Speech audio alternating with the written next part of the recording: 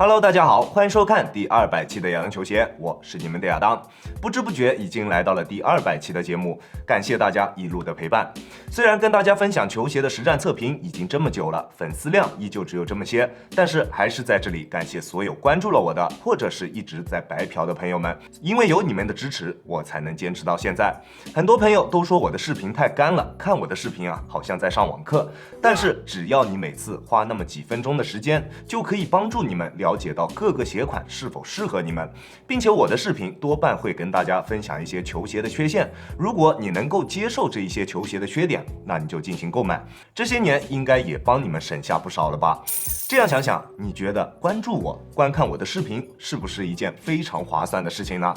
好了，那我们废话不多说，回到我们今天的主题上来。今天我们一起来聊聊这一双詹姆斯20代。本期视频由您的点赞赞助播出。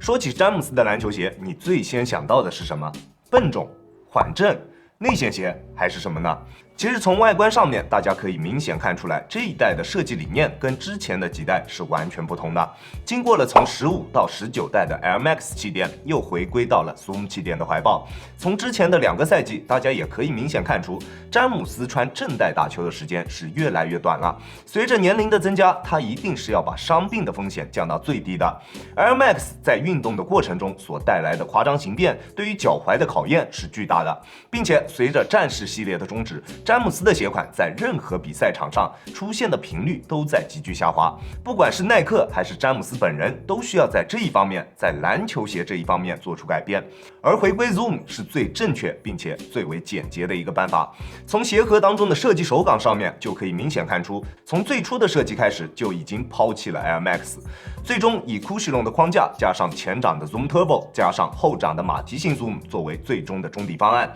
从曝光最初，大家都为这一个改变而感到惊喜，即使是还没有真正试售，大家就已经把这一双鞋定位为实战好鞋，甚至是实战神鞋。但是我本人在第一次看到这一双鞋的时候，我并没有感觉到有多大的惊喜。从图片上你就能明显看出它的整体重心高度是并不低的。有些人说它是加强版的科比5 Pro 球或者是6 Pro 球，这些说法简直就是纯在扯淡。詹姆斯20代的中底高度可能是科5或者是科6的2倍，甚至更高。从 Air Zoom Generation 开始，后面詹姆斯的所有正代鞋款就没有一款重心是比较偏低的，这一双 LBJ 20也并不例外。大底偏高的重心以及偏软的中底框架，让它穿在脚上的时候有着比较明显的立线不正问题，立线会明显往外侧偏移，并且它后掌的气垫放置的位置并不是那一种传统的放置在中底部下方的，而是放置在了它中底 Cushlon 的下方。Cushlon 的整体调教非常软，在跑动的过程中能明显感觉到 Cushlon 的形变，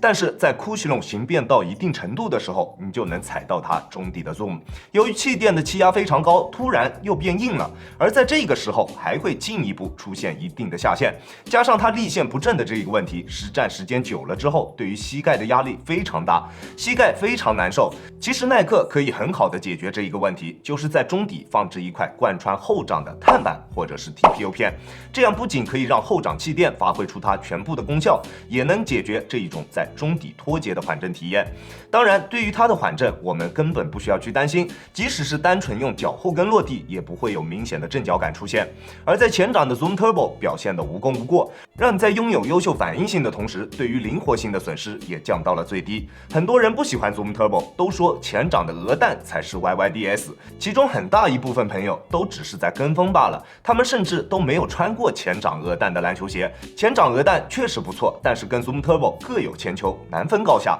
Zoom Turbo 覆盖的面积更大，几乎覆盖了整一个前掌，但是鹅蛋只有一个点，就是在你指骨下方的区域。但是当你穿着时间久了，你就能明显感觉到没有气垫覆盖的地方，你的脚是并不舒适的，尤其是当一双鞋的中底泡棉开始衰减之后，感觉尤为明显。但是 Zoom Turbo 则不存在这一种情况，所以这两者之间究竟孰优孰劣？如果真的要聊，要去进行比较，可能大家可以在线对战一整天。但是我觉得这2个设计都是非常优秀的，难分雌雄。那说到詹姆斯的球鞋，怎么能不说说它的细节呢？但是乍一眼看一下这一双 LBJ 20，非常的简洁，几乎没有什么詹姆斯的个人元素。其实它的大部分细节都藏在它的鞋底纹路里面。这一双鞋的大底纹路非常的复杂，如果你是一个真的詹蜜，一定能够看出这一双鞋的鞋底纹路上面是有着非常多的詹姆斯个人元素的，甚至在上面你还能看到8和24的字样。而在后跟处有着一个醒目的 Dunkman logo， 鞋底的细节非常多，能聊很久。如果有真詹蜜，可以在评论区做一下课代表，我就不在这里多啰嗦了。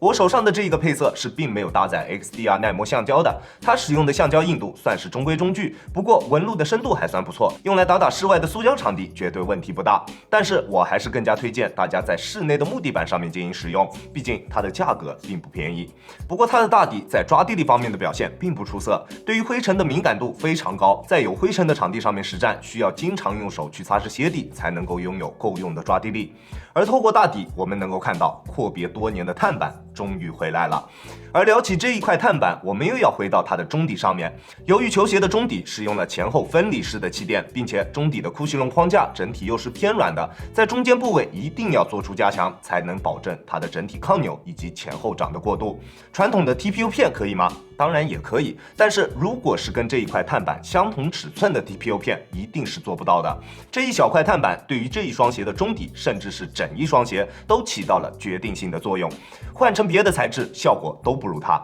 这一块碳板的刚性是比较可观的，并且做出了一个向上弯折的角度，让它的刚性进一步增强，让整一双鞋的中底刚性上升了不止一个等级。毕竟詹姆斯的篮球鞋大多还是面向詹蜜发售的，詹蜜当中，我相信大部分也都跟老詹一样，有着变态的身体素质，那顶级的刚性一定是必须要有的东西。但是它的鞋面材质确实拉低了整一双鞋的实战表现，鞋面的材质非常软，跟 LBJ 15身上搭载的那一个 Battle Knit 非常相似。其实这并不是一个大问题，因为它的鞋面延展性并不大，但是因为鞋头处的空间太大，造成了这一双鞋有着鞋面强度差的问题。无论你如何努力去拉紧鞋带，在脚趾上方的空间依然非常大，非常空旷。双脚踩下去的时候，会有非常明显的双脚宽出它整一个鞋楦宽度的情况，这也就直接导致了这一双鞋所有的中底橡胶上扳所形成的这个侧墙都形同虚设。当双脚在触地时，脚的外侧已经处于中底之外了，这时再发生侧向的移动，你就能明显感觉到它的侧向支撑是不足的。这也同样是当时 LBJ 15身上一个非常明显的缺陷，这一双 LBJ 20同样出现了这一个问题。而它在鞋面方面有且只有这一个问题，它在中后段的包裹以及锁定做的都非常优秀，整一双鞋只使用了一对动态鞋带孔，但是就是这一对动态鞋带孔让整一双鞋都有了非常优秀的中后段锁定以及足弓处的支撑。这一对鞋带拉紧之后，你能明显感觉到它对于足弓处的支撑，并且球鞋能与双脚有着非常优秀的贴合度。这一对鞋带孔拉紧与不拉紧完全就是两双鞋，不拉紧之前真的特别普通，甚至可以说是拉胯的，但是拉紧之后就完全不一样了，整一双鞋的鞋脚一体性一下子就有了提升。但是如果你的下肢力量比较欠缺，这一双鞋强度较高的中体刚性，你可能并没有办法去驾驭它，你可能觉得它有点板脚，但是下肢力量稍好一些的球员就可以完美的感受到它整体的滚动感以及脚感的提升。但是与此同时，前面说的所有缺陷它依旧是存在的。看完这一期视频，你觉得这一双鞋怎么样呢？你是否会考虑购买它呢？亚当球鞋主观评级 B 级，这一双鞋确实在配置方面是顶级的，但是它的那一些缺点，其实耐克完全是可以去控制的，但是他们并没有这么做。可能对于耐克来说，球鞋一哥这一个位置，短期内还没有任何一个品牌可以跟他们争夺。耐克的篮球鞋我也知道是有亚洲版和美版之分的，鞋楦的宽度是有一定区别的。那如果试过美版的朋友，可以跟大伙儿说一下，美版的 LBJ 20是不是在鞋头的部位鞋面会稍微紧致一点？这一双鞋强吗？我只能说比之前的几代是更加适合普通的篮球爱好者了。但是较高的中底刚性又会对普通篮球爱好者们进行一定的筛选。如果你是詹姆斯的粉丝，我一定推荐你购买，但是并不是现在。我大胆预测，明年今日它可能会在6到7开的一个水平，到时候再进行购买也为时不晚。OK， 这就是本期视频的全部内容了。再次感谢大家观看本期的亚当球鞋，亚当球鞋一切从实战出发，我是亚当。